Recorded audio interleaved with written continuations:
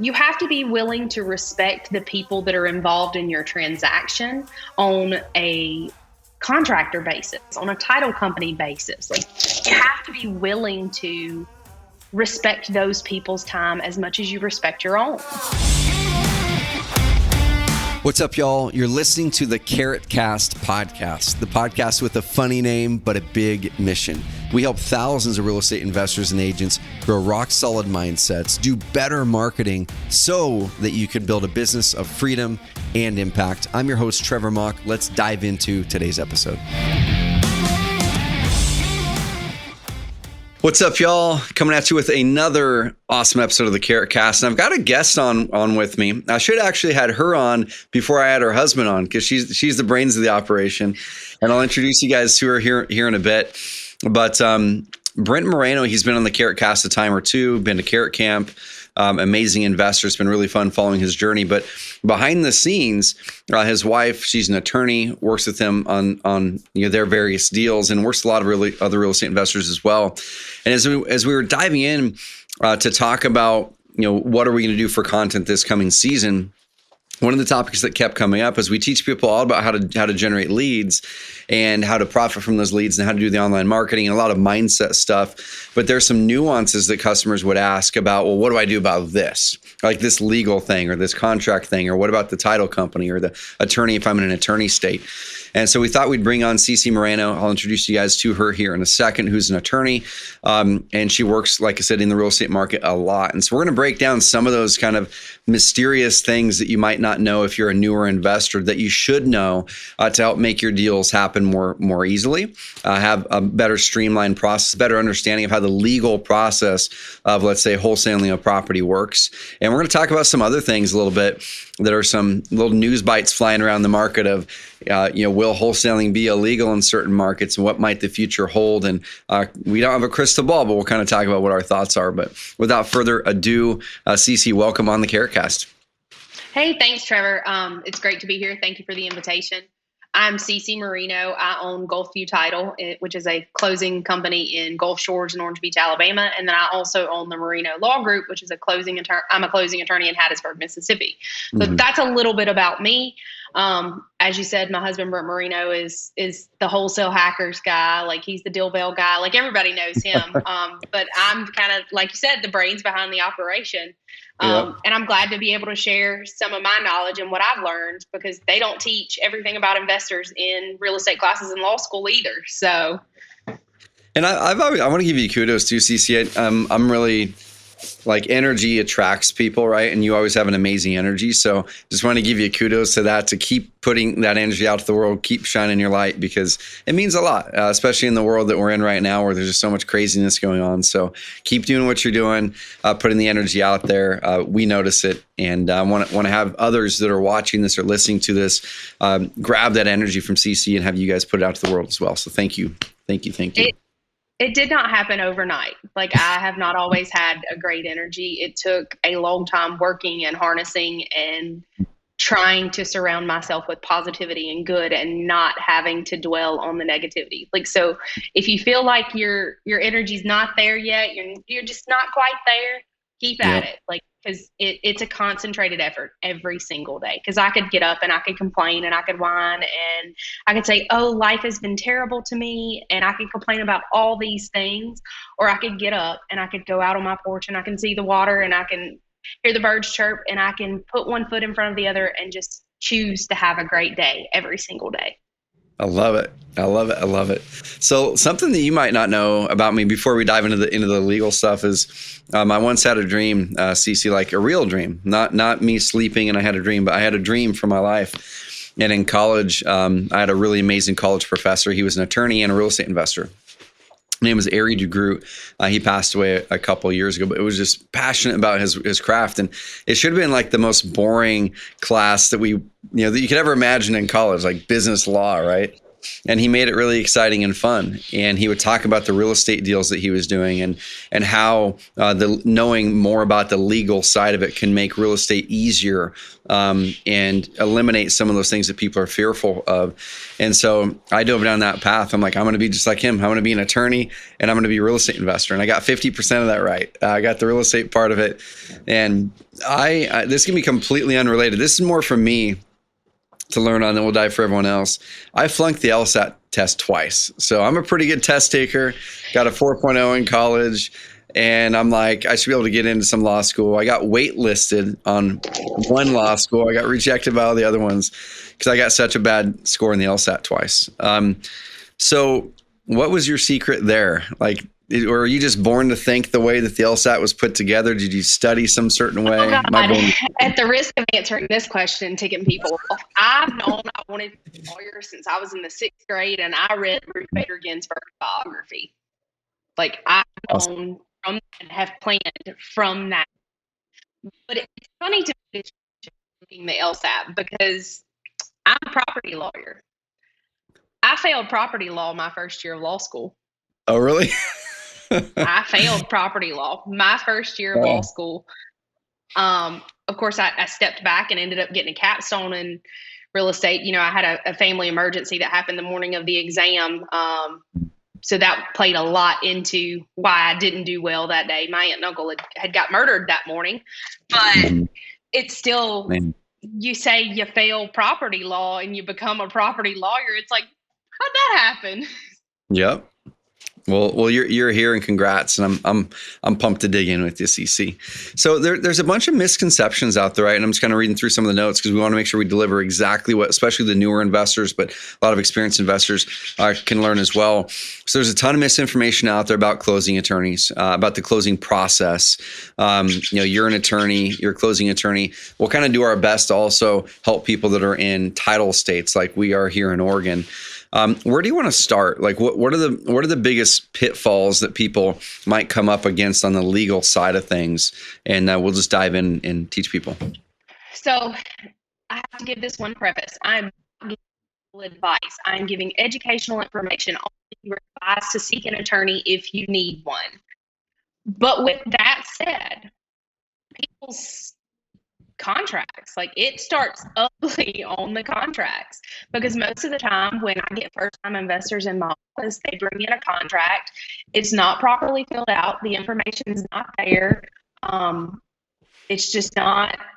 There's no consideration. There's no earnest money. They've either put the wrong seller on there, or put a seller on there than the person that actually owns it. It's people aren't doing their due diligence a lot of time when they're new to the game, but they don't know what they don't know. Yeah. So what would, let's say someone gets a deal under contract. We'll kind of start at the very start. They get a carrot lead, smoking deal. It's awesome. And let's say they're newer to investing, or they're a real estate agent and they're like, hey, I want to add this part to my business. I want to become what we call a hybrid and wholesale properties or flip properties. What are some of the things that they should think about with that contract that maybe people aren't thinking about? You should always have an out clause in your contract. You should be doing a little bit of due diligence beyond your contract. You should be checking to see if any liens or judgments have attached to that property, because I'm going to find them in the title search.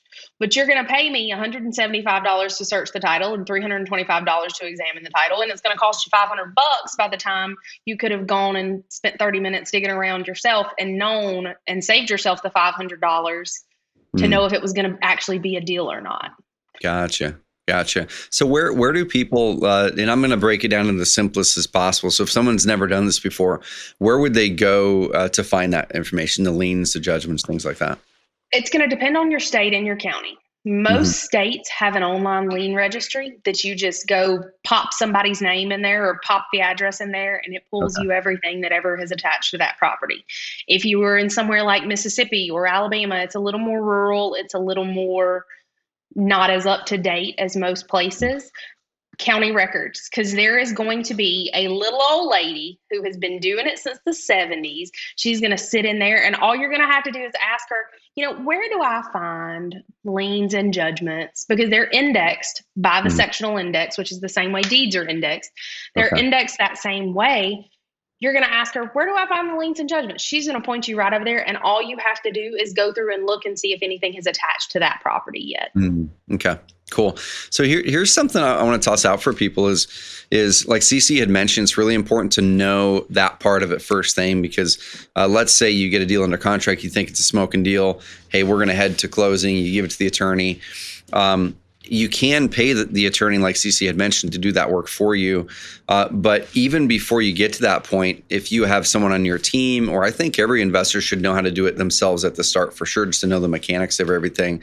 And then you can always later, as you build an amazing relationship with the closing attorney or title company, just pay them to do it for efficiency if you want. But ideally, before you even go to that title company or attorney, you know whether there's something big lurking in the background that could kill the deal, right? So it's such a great tip there. So guys, look at the liens and judgments potentially through the online side and through the county records. Learn how the process works, and then build a great relationship with an attorney. Because I have clients that have closed. I have clients that close 100 deals with me a year. Mm-hmm. If they ask, I can search liens and judgments with a couple of clicks. Yep. Call me and they're like, "Hey, will you just check this one out for me? Like, you don't have to do a full title search. Just look." And I have no problem doing that, as long as like they have been somebody that's repeatedly brought business into my office, and they've worked to establish a relationship with me. I have no problem. You scratch my back, I'll scratch your back. Yep. Let's talk about that then. So I was just on a call with Bo Hollis, amazing investor, partner mine in the market of Louisville. Does a ton of deals. And it was so funny because I've been teasing him for years about that he does such a high volume of deals with no team. And it was literally him doing 15 to 20 deals a month, multiple 7-figure year business with just him, just one dude. And I'm like, how do you do this? Yeah, like, how do you do this, Bo? And he would always say, I don't really have a team. So he finally got an office, and he's got a videographer now, which isn't really a team to help him do the deals. But his answer always was, well, my team is my attorney. My team is the people that are closing those deals, and he's built an amazing relationship with them. So what are the first things that people should do, CC, if they're looking for an amazing title company or looking for a great attorney as an investor to be able to start to build that relationship? Who should they look out for to not work with as an attorney or title company?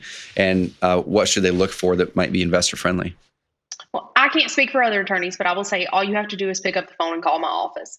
You pick up the phone, you call my office, you ask, because your first 15 minutes is always free with me. I give a free 15-minute consultation. You can sit down and ask as many questions as you want to ask in 15 minutes, and it's not going to cost you a dime.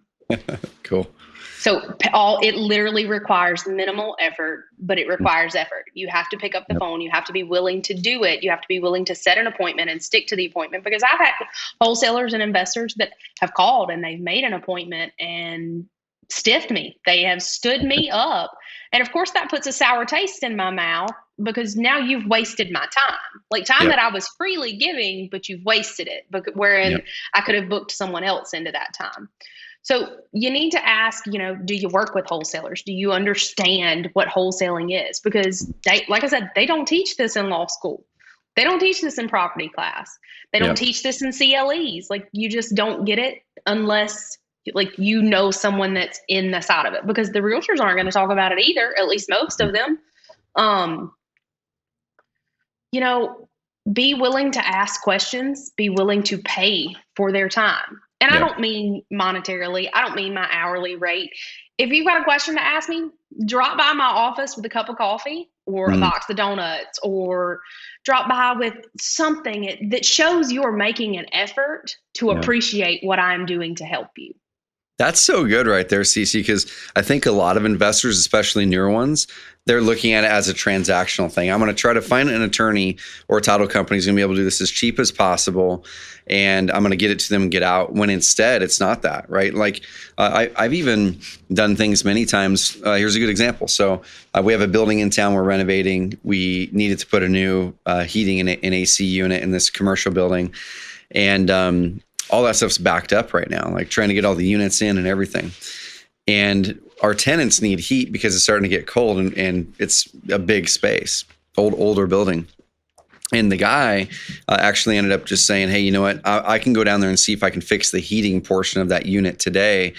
He did. He didn't have to. Yeah, he's like, I just want to help you out because we're waiting for the units to come in, and it's been delayed and delayed and delayed and delayed for, we placed the order 2 months ago now. Where I'm going with it is this, is he said, you know what, Trevor, don't worry about it. That's on me. He got the existing heater working for this. The AC unit was blown. It's 30 years old.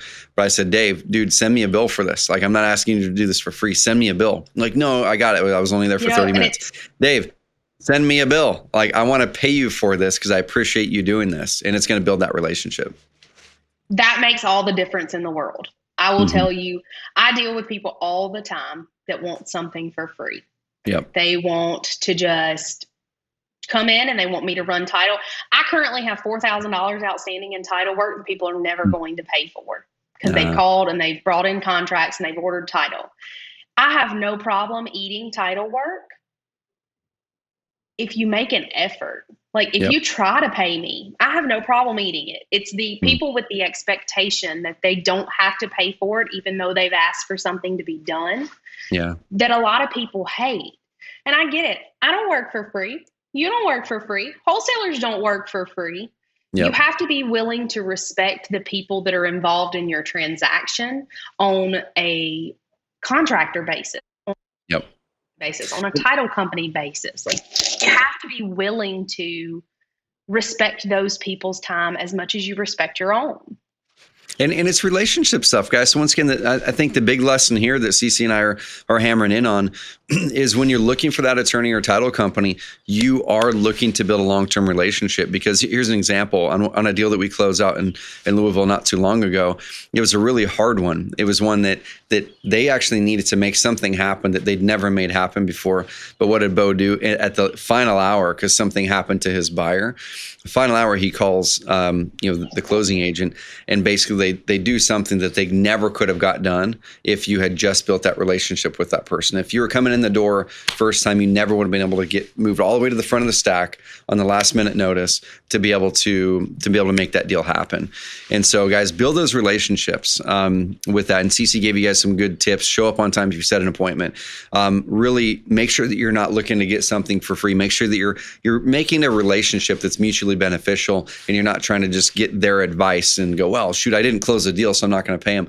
Guys, pay them anyway, even if you didn't close the deal, because that's a learning lesson from you, and you won't do that again, hopefully. And now you've built even more relationship with that person. So next time you come back with them a deal, they know, shoot, that investor, he ate $500 and he didn't close in the deal. Maybe I'll give a little bit of leeway on the next or the second or third, because I know that Absolutely. I do that all the time.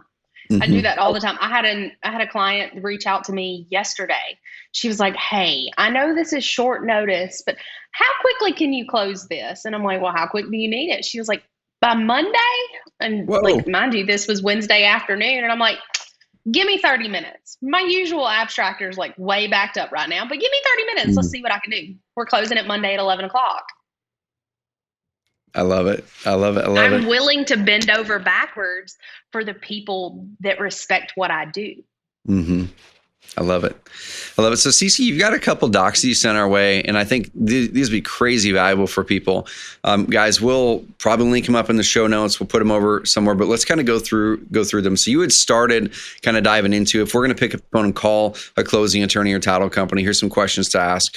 I've got the whole sheet in front of me. Let's go down the whole thing to give people kind of what is that run through of questions they should ask? And then the next thing that we're going to talk about is we're going to talk about the other amazing lists that you've got, are the things that wholesalers miss. So we're going to go through, first of all the questions to ask a title or closing company to make sure that they're going to be an amazing company to work with for you as an investor. And then we're going to talk about the things wholesalers miss. So let's dive into those questions first. What should wholesalers ask your title company or closing?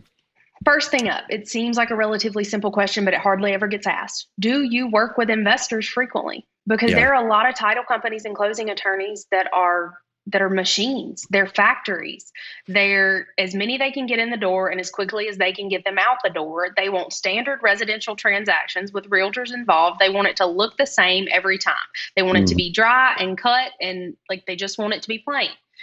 Most people don't know about working with investors. Most closing attorneys don't understand what wholesaling is. So if they've answered yes, that they work with investors, also ask them, do they understand what wholesaling is? Do they understand double closings? Are they willing to do an A to B, B to C transaction? Is an A to B, B to C transaction allowed in their state? Because there are some states where it's not. There are some states that you can wet fund the B to C transaction and then use B to C to close A to B, but there are some states that you can't. Another important thing is what's included in your settlement fee. Like, are my wires included? Are incoming and outgoing wires included? Is that just the cost of sitting down at the table? Is that the cost of my document preparation? Do you add title insurance on every file, or is that optional? Because like I said, most of these closing attorneys want the same thing every single time. Yeah. And the next question really kind of goes back to building a relationship. What's your hourly rate in case I need to sit down and ask you questions? Now, if you have worked to build and forge a relationship with that closing attorney, they're never going to charge you that hourly rate. Yeah. They're going to tell you to pop by the office, bring them a cup of coffee whenever you need something, or shoot them an email. Yep. Like, if I've asked you to send me an email to ask questions, please don't call me. Please don't text me. Please don't drop by the office. If I have given you like your resource on how to ask me questions, because I'm one of those people that there is never an unread email ever. There's never an unread. There's never an unorganized. Like, if you go 45 minutes without me getting a response on email, somebody better check on me, because I check it from the time that my feet hit the floor at 6 o'clock in the morning to the time my eyes close at 11:30 at night. Like, it's just who I am. But respecting their time enough to say, hey, what's your hourly rate? So they can have an adequate preparation to know, this is what this might cost me. Yep. Ask, are there any hidden fees? Are there any fees that I need to be made aware of? Like, or anything you do differently because what I'm finding with a lot of these investors is some of these people have never bought homes. Like, not only have they never bought an investment property, they've never bought a personal home. And sitting down at a closing attorney's table for the first time and reading a HUD-1 or a CD and looking at it, and you've got 1,700 lines, you're like, holy crap, what do I need to do? So ask, because if you don't ask, I don't know to explain it to you. Gotcha. Yep. And they're going to show up that day and then shoot, not they're going to be $500 or $1,000 of fees they didn't expect, and they're only getting $6,000 in the wholesale deal or something like that. Yep. Right. That's good. Another good question for wholesalers and investors to ask: when do you run title on a contract? I know some closing attorneys run it as soon as the contract hits their office. Okay. I don't run title on investment properties or wholesalers or investors. I don't run title until you tell me to. And I tell you that up front. Unless you know that you are closing on it yourself and you tell me to run title, or you have already brought me the assignment or the double closing contract, I'm not running title, because I don't want to cost you money. Gotcha. If this deal falls apart, I'm not going to. So, important question to ask is, when does this company run title? Can you hold that contract in escrow without running title until I find my end buyer? Or do you want me to wait and hold my contract until I find the end buyer? Because a lot of people want it a lot of different ways. That one's a big deal there. I think some people might originally think that that's not a big deal, but like you said, if that company that you're reaching out to automatically runs title, there's a charge that goes with that. And yeah, you should, as you go and get more experience, when you've got a deal under contract, there should be a pretty darn high ratio that you close. Like, it should be the exception of deals that you have under contract that you don't close. So as you get more experience, that's just going to be a thing, right? Where it's, you're closed on these things. But at the start, you're probably going to have a couple fall through. And so that's a really good question to ask. I like it. And a lot of times wholesalers want their funds right that second. Sometimes they don't even have an LLC set up. So when I write a check out to their LLC and they take that check to the bank to cash it, bank starts asking about LLC documents and all that jazz. It's like, we could have alleviated this issue if you had given me the heads up that you didn't want a paper check, that you wanted a wire transfer. Not all closing attorneys use wire transfers. Like, as crazy as that sounds, like, they will only do it in a case of absolutely having to. I have no problem sending a wire. All you have to do is give me a heads up that you want the wire included. There's one that we were working with. It was in, what state was it? I think it was North Carolina. Because I know, an attorney state there, North Carolina. There was an attorney that we were working with that only did checks. And so I was getting checks sent out to me as the lender. So this is me as the lender, right? I would wire something, wire money to a bank account, and I would get a physical check for $215,000 back or whatever it is, my principal plus the interest. And it wasn't a big deal, but then they overnight it, and this is paper check. I got to go in. It's just a little bit of a hassle. So not a big thing. Yeah, but and the bank wants to hold it for 7 days if it's, or 3 to 5 if it's not an established account. And like most of the time, your local investors don't have like that's the reason we go back to relationships with your bankers are just as important as relationships with your closing attorneys. Yeah. Yep. I love it. So you got these last two. These last two are really, really good ones, and people are going to want to write these ones down for sure, especially if you're doing any virtual wholesaling for sure, but also if you're in any of those markets that are strong rental markets, where out-of-state buyers are coming in and buying in strong rental markets. What are these last two questions, CC, that people need to ask to make sure they're working with the right title company or attorney? Can you handle closing for out-of-state buyers and sellers? I did one this week that both the seller and the buyer didn't come, like both seller, buyer, and realtor never set foot in my office. They wired funds in, they docu-signed everything except for the deed because Mississippi still requires you to wet sign a deed. So I send out the deed in a separate email from the docu-sign, and I send out a prepaid shipping label. All they have to do is print it off, sign it in the presence of another, send it back to me. When I get the copy of the deed, they get their check. Gotcha. And there's got to be, like you said, title companies and attorneys that just aren't used to that, right? There are people that even in Hattiesburg, like they have been in the game for so long, they have been doing this for so long that they're only going to do it one way. Mm-hmm. So like you bring them something different, like they probably don't even know what DocuSign is in a lot of cases. So It's important to know the limitations of what the closing attorney or title company has. Yep. Let me ask you this question, CC, because this is something when I was talking with Bo Hollis, my partner there in Louisville, because I was asking Bo, how do you do all this? And this might be a question you don't want me to ask, but I'm curious because other people might be thinking it too.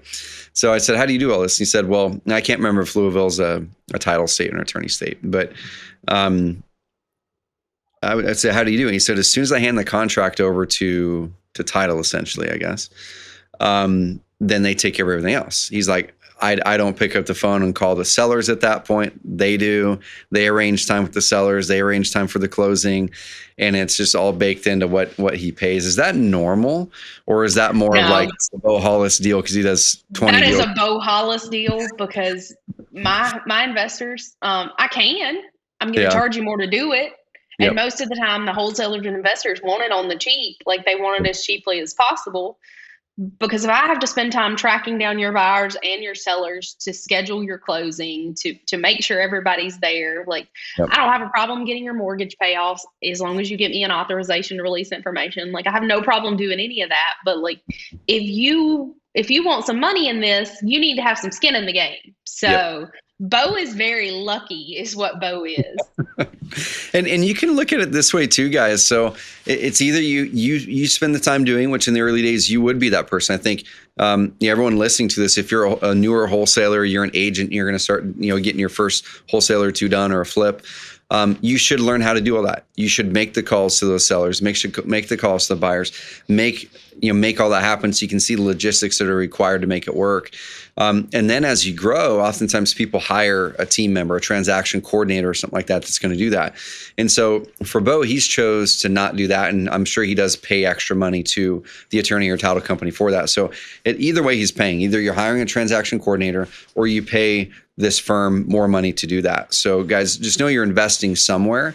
Just choose what, you want to have someone that actually works for you or have someone that isn't an employee, but you can pay them to do that work if they're willing to do it. Most probably won't, is my guess, but something to think about. The last one that's on this list, and by the way, guys, this list, you can find it in the Wholesale Hackers Facebook group. It's in the files section there. It's both of these lists are. So that's one easy way to find this, just in case you're trying to take notes and listen to Trevor and I at the same time. It's what can I do to help you close these transactions?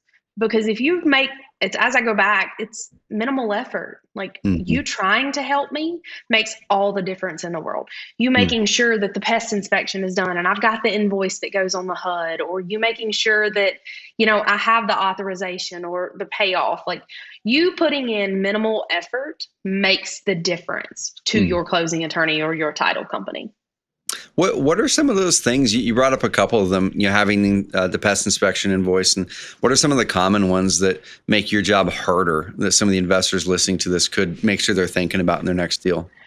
Things that make my job harder when the contract is changed, like when the contract price is changed, when y'all have renegotiated and you've not let anyone know, and we sit down at Yeah. the closing table and I'm basing my numbers off of your original contract and that doesn't look the same anymore. Like that's a big one.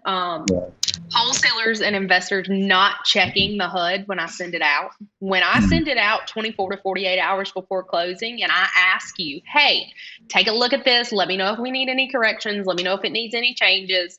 And you don't tell me anything in the time that before we get to closing, and then you look at it at the closing table and you're like, no, this needs to be fixed. Like the time for you to have it fixed was 24 to 48 hours ago, because now I've already printed checks. Like I've already logged them in our CRM. I've already put them in our settlement software. Like you have made my life increasingly difficult by not doing the bare minimum. Yep.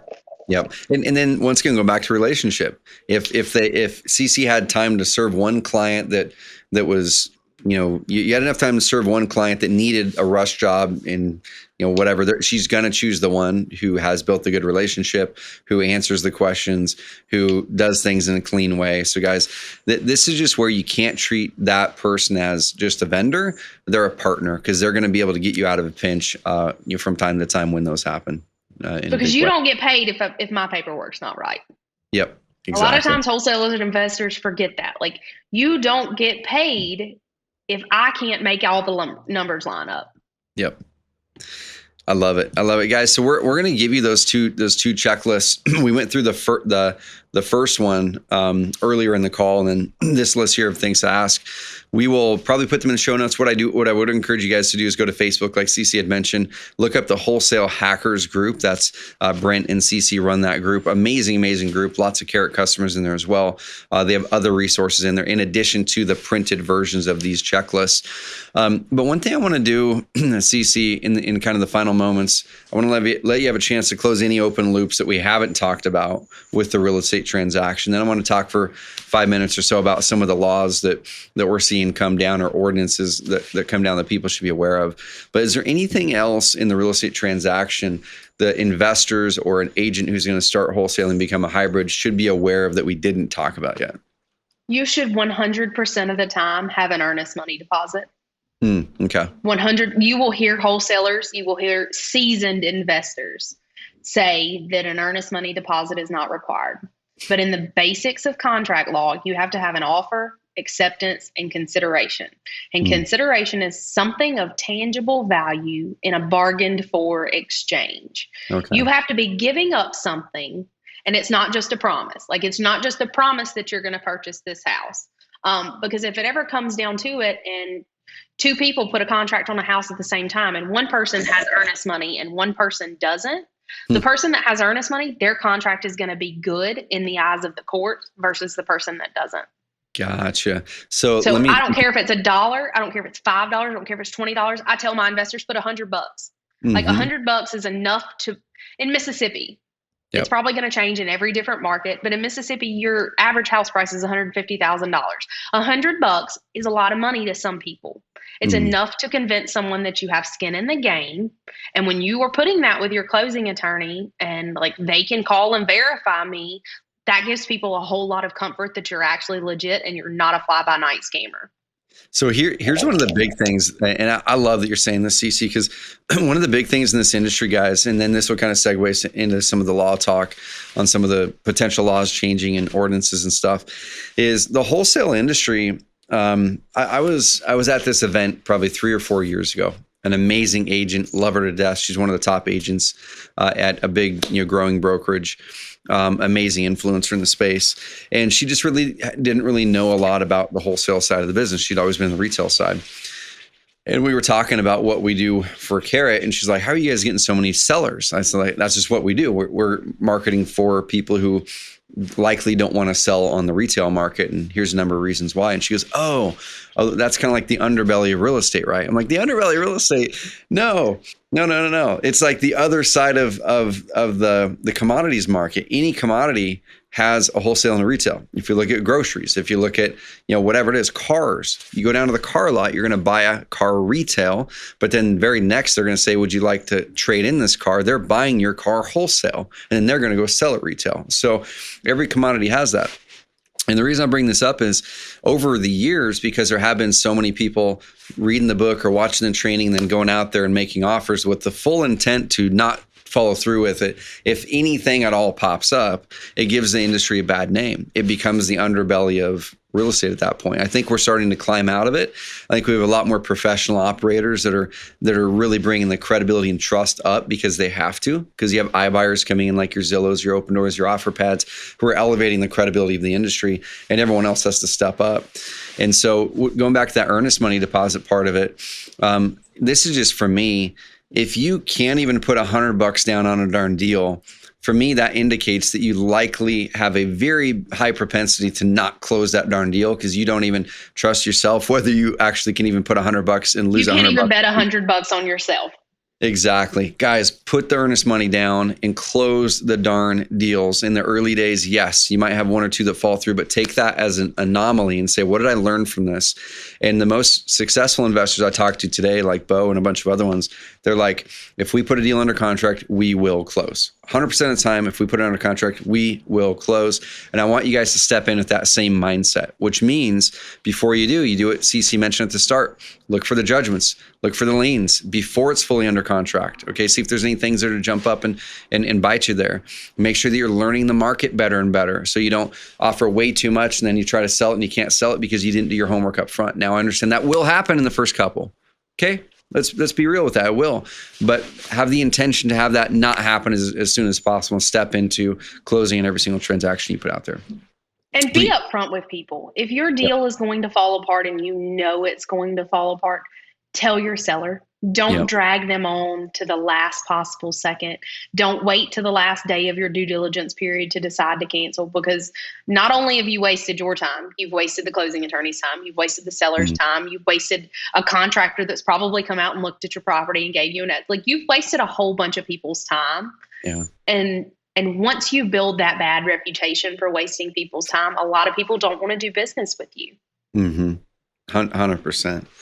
So let's kind of in closing, and I don't have all the details on it, and I'm sure you know a little bit more than I do, or a lot of it more than I do. But over the years, there's been changes happening in laws around wholesale. I know in Oklahoma, there was something that came out a couple of years ago. There was up in Illinois as well.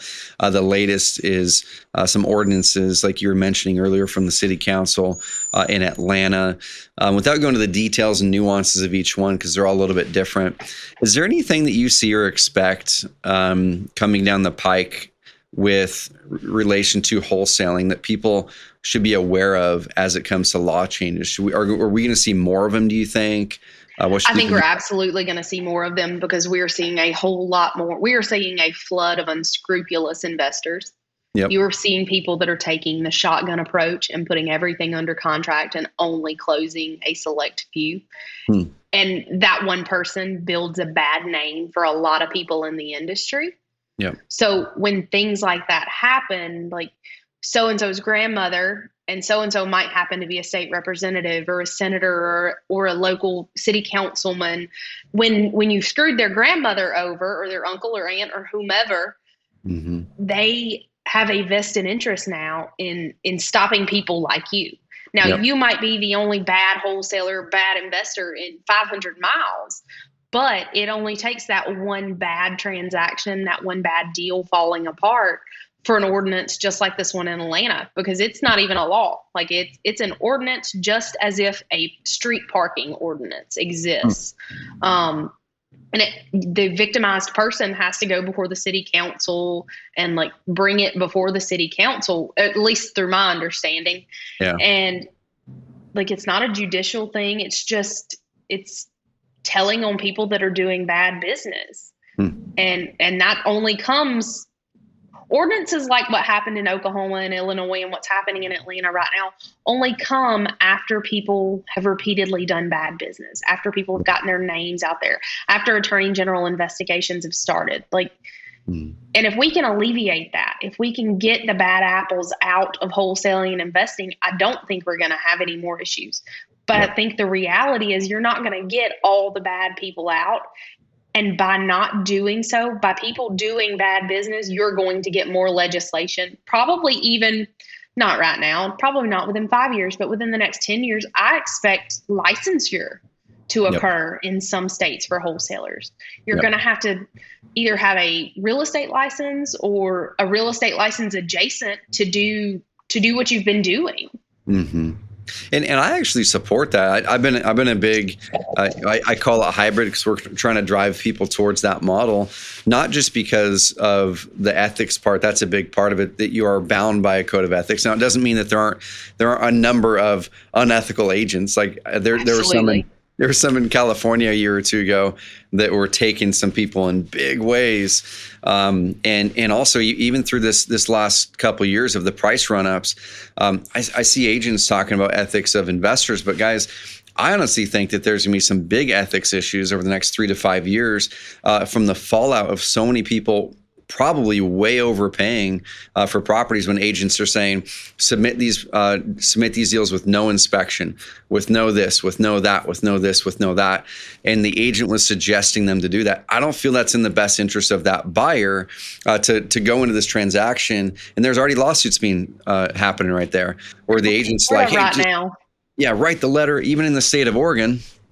Is 4, 5, 6 months ago, the state of Oregon made it illegal, which is crazy, to write a real estate love letter, right? So the buyers physically cannot write a letter to the seller anymore. It's illegal now because they were saying that it swayed the seller, it was unfair or whatever. It's illegal now, which is crazy.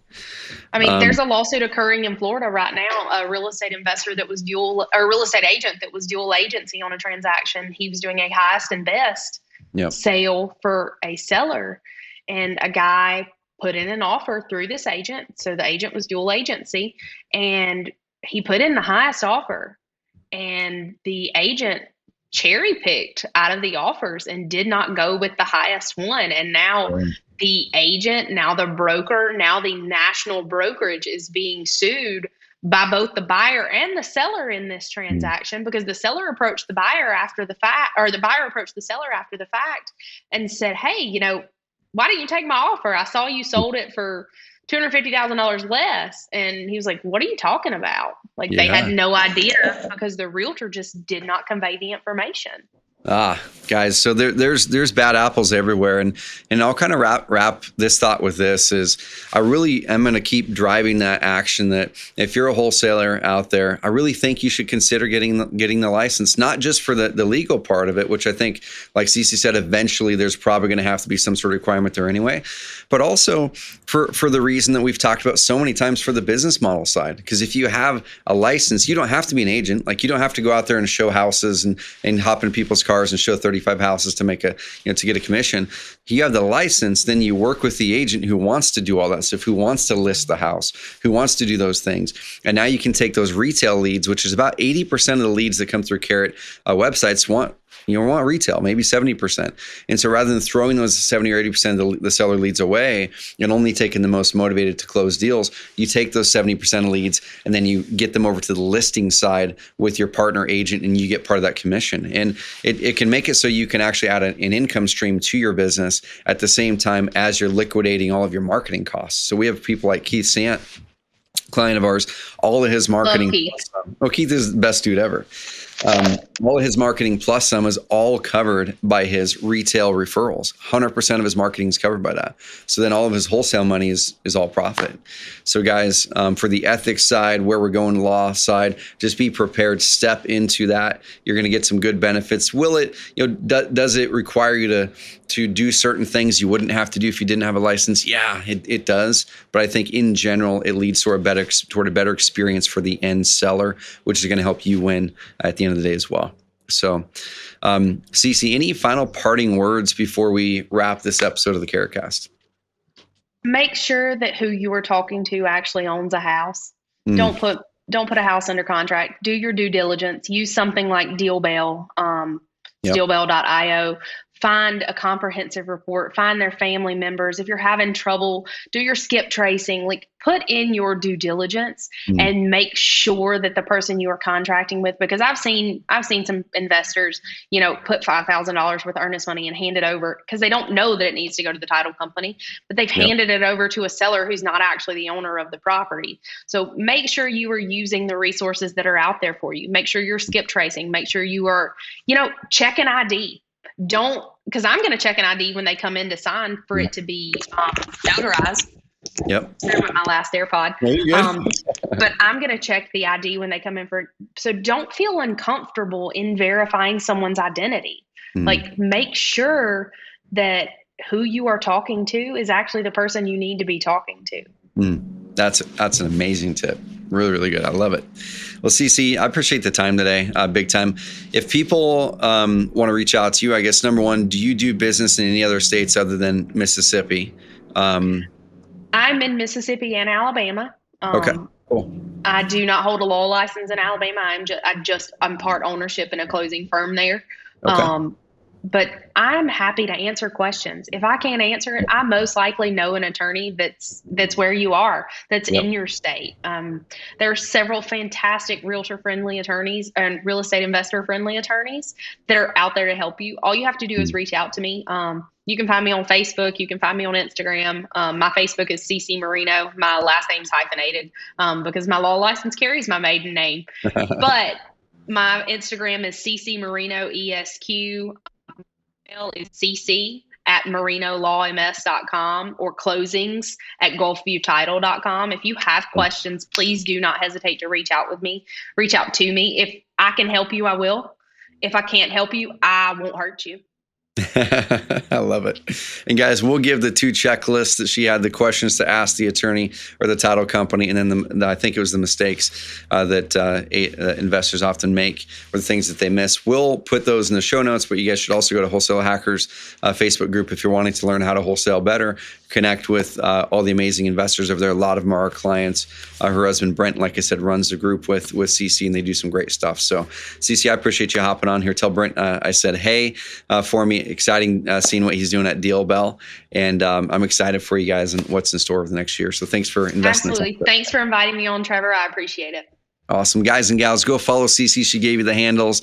And also, as always, go to Apple Podcasts, go to Spotify, give us a rating and review. Those things are the fuel that add to the fire of helping us get our message out to more people. The reason I keep showing up to work, y'all, is I'm insanely passionate about helping you grow businesses of freedom and impact. Freedom and impact is what we're going for here at Carrot, helping to do that here at Carrot within our 50 plus employees now, and helping our 8,000 customers do the same thing. So guys, give us a rating and review. Let us spread the freedom and impact even more through this podcast. And thank you guys for your time today. CC, have an awesome rest of the week too. Thank you. Thanks, Trevor.